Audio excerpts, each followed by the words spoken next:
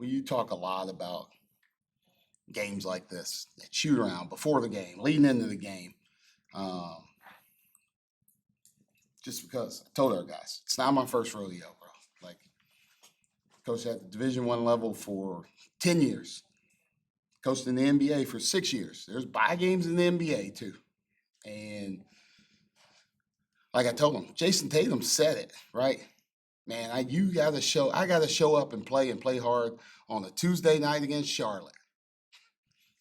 It's the same thing as playing these games, right? I didn't think we approached it with the right maturity. Not everybody though. I thought we were pretty hooked in. There were a certain group of guys that were pretty hooked in at the start. But I didn't think everybody approached it with the right maturity. But I thought the maturity we showed in the second half, right? This time last year, these kind of games, it's a 6-point game with 2 minutes left. Like, we're in a dogfight in this. And I thought our guys really buckled in, guarded the right way, made shots, made timely plays, to win by 20, right? Like, didn't look pretty, but, they showed some growth and some maturity and still winning by 20. How tricky is a situation like you were in tonight where previous game you win by 32, everybody plays, everything's great, everybody's cheering you. You have a big game coming on Sunday, but you have a 1-game week where you really just need to lock in for this one game and didn't get that early, but you got it late. Yeah. We got it early because they only had 2 points after that first media timeout. Like, we were guarding. We were locked in. We didn't come off the bench with the same way, right? And that's where, some of those guys just got to know, like, it's not, man. It's not playing Beech Grove High School and you just show up and roll through them, right? Like, Marty Simmons is a good coach. Like, I've coached against, when we were at Butler, going against his Evansville teams and how hard they play. Like, Eastern Illinois is going to play extremely hard. They're offensively talented, or they're offensively untalented right now in how they do it, how they need to score. They don't have enough shooting. But they're going to try and execute. They're going to play hard as hell. They're going to hit you on the glass. They're going to try and defend you. Like, that's what some of our guys don't quite understand because they haven't gone through it, right? I think, Marcus and Braden and Logan and Carson, like, guys like that have seen it, have witnessed it, have been a part of it. Now we got to get everybody to that, right? It's not hard to motivate somebody to go play at Ohio State. Who doesn't want to go play that game? But to trudge through the snow after, the game's at 7:30 because Tuesdays are our longest class days, right? Braden, sir came running in from class late to film. Braden had class leading up right to shoot around. Like, it's our longest day. It's So the that's why it's longest at day that we 7:30? practice. Yeah, we moved to 7:30 because if we go at 7, those guys are missing shoot around, right? I want to give us a chance to try and play well, right? So you try and move it to help your team, to help your guys, so you know it, right? I knew this a long time ago that Tuesdays are hardest class days. Well, I didn't know that it was going to snow like that, right? I didn't know it was going to be this cold. It adds more things to it, but you still got to go win. So I told him to shoot around. No excuses. 0. I don't care if you had 9 classes today. Come to shoot around, get to the game, be hooked up, be ready to play. And I felt like a good amount of us were.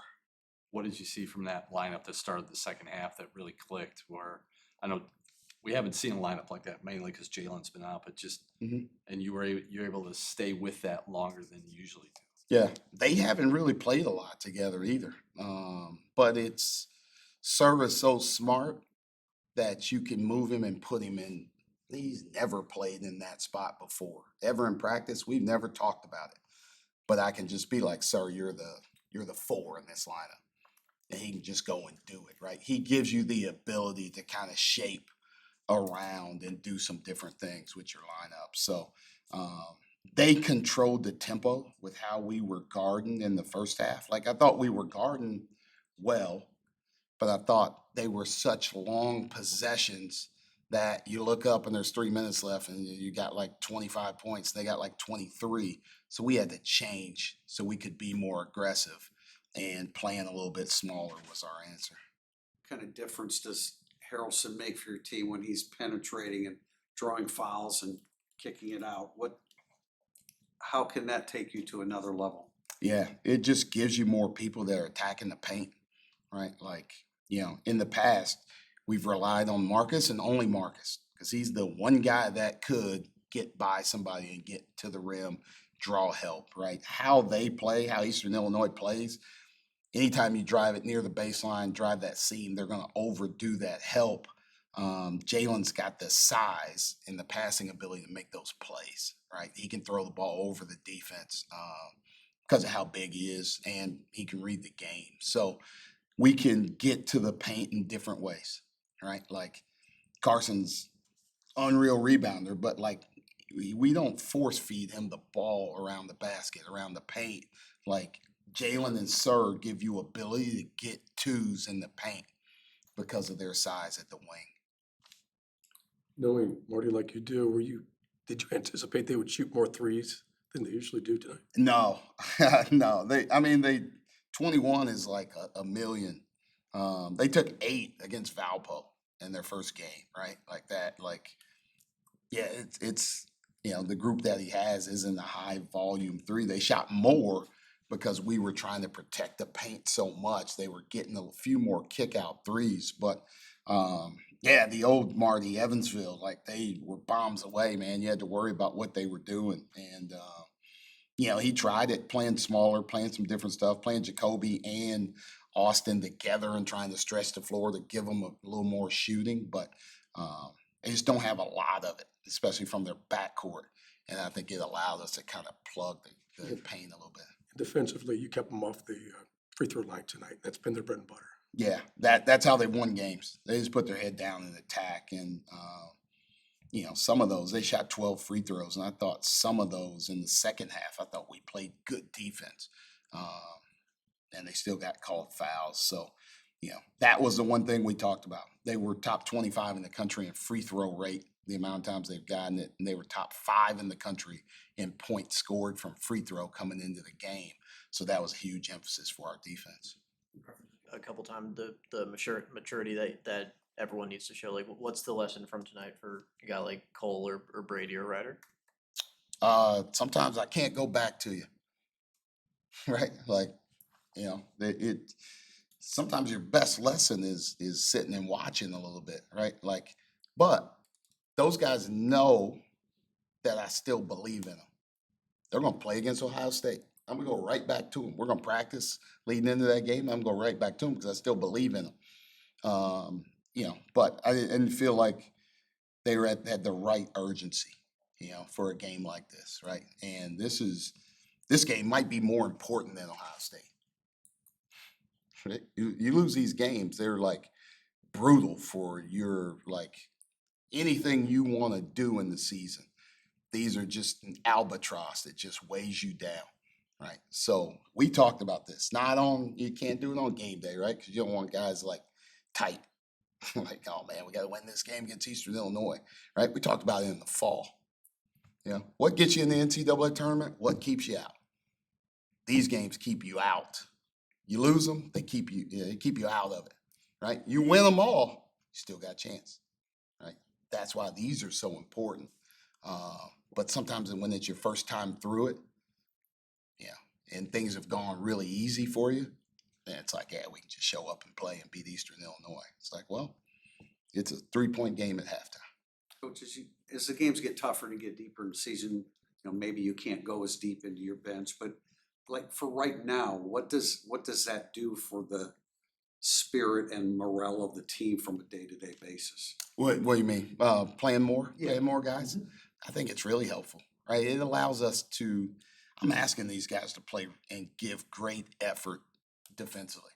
I'm asking them to, whether it's a make or a miss, sprint as hard as possible to the corners. One of those dudes is sprinting to the front of the rim. Like, it takes a lot out of you to play that hard. To have somebody that's right there and capable to hey man, go in and do the same exact thing, I think you can wear people down in that way. And, sometimes it might be 20 minutes, sometimes it might be 12, but they feel like they have a purpose. And I think these guys have a purpose and know, like, man, he's going to come back to me. Like this, like, I want to keep playing because I told them, like, how important these games are for their development. Sir got hurt and missed all these games. So his welcome to college basketball was the ACC. I'm like, these games prepare you for that. It's not the ACC, but you have to understand the physicality that it takes to play college basketball. You have to start picking up actions defensively and seeing what people are doing, and it helps your IQ. So these games are so important for them. So, like, hey, be ready to go on Sunday against Ohio State, and turn around and be ready to go against Bellarmine. Because if you're playing the right way, you play more, and now you're just building reps that are going to help you later in the season. One more on Jalen, like for him to take a few hits earlier in that second half and then come back and play some of his best basketball, like what does that say about his toughness and maturity? Yeah, that's just who he is, right? Like he's done that now. Like he needed to play in real action, right? He didn't get a chance to play a whole lot in his first game. So he needed to play in real action. Now you can even see from the first game when he played to now, it even slowed down a little bit more. Right? He spent a lot of time with Trey Whitted and working, even while he was out trying to come back on just little things of, his spacing, his pace with the ball, like just reading the defense. So, like, he's a smart kid. He can pick things up. You just need to do it in live action. So I'm happy for him with how he played. Right, it's a tough spot in the second half, but I thought he did some really good things to kind of help us push that lead out. Great. Thanks, everybody. Thank you. Thanks, Coach. Thank you, guys. The second half, just finding a lineup that clicked and was able to bust it open the way you guys did to start that second period. Yeah, I think we're deep, man. We got a lot of players who can go in there and impact the game at a high level. So on any given night, it can be anyone's night. So I think it's special that we can mix up lineups like that and still be efficient. And like Coach has said in the locker room, these early games are all different. Every game's different. So I think we found a groove with a couple of the guys out there and took advantage of it. What was it about that five that kind of clicked? We were able to flow and get some stops and really get up and down. Yeah, I think Jalen did a great job in that second half, just imposing his will. Hard to guard that dude, and just attacking that matchup. And then they started bringing a double, I think, one time, kicked it out to G for a three. Yeah, so Jalen was a huge part of that. Jalen, how much of tonight was just being able to feel like yourself again? Like Yeah. First game, Yeah. you're not you because you get hit Yeah. and you're out, and now it's just kind of like now you were able to get back and play basketball tonight. Yeah, I mean, it was good playing with these guys. These guys is fun to be around. And obviously, I hated not playing last game, obviously with the concussion. But it was good coming out here playing in front of these fans. And I had a great time. What are you able to do out there that makes it seem so effortless? Like Yeah. I'll bring the ball up, then I'll go to the basket, Yeah, back my guy down. I'll kick it out with my left hand and find the Yeah. guy for Yeah. a three. really just finding a rhythm.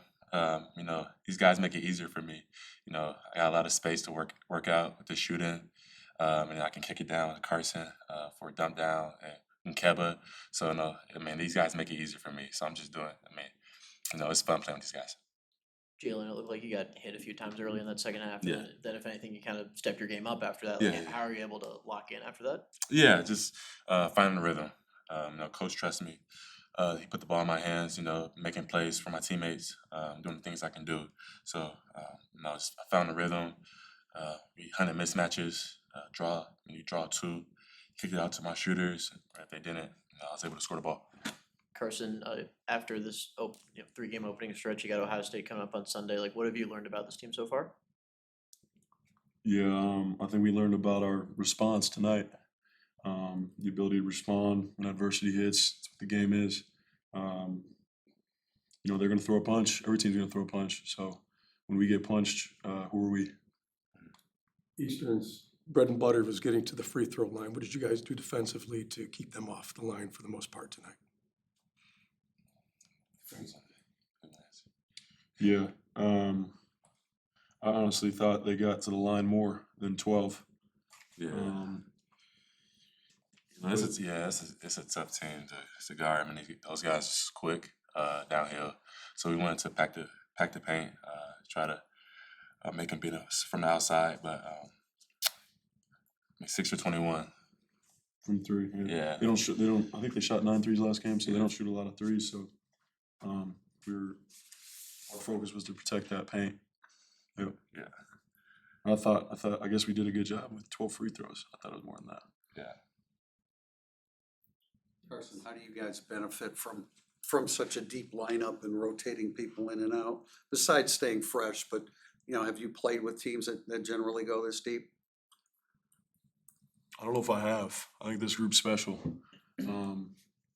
Like I said, it can be anyone's night. I think we've seen that all three games too, even in the exhibitions too. Like, it can be anyone's night.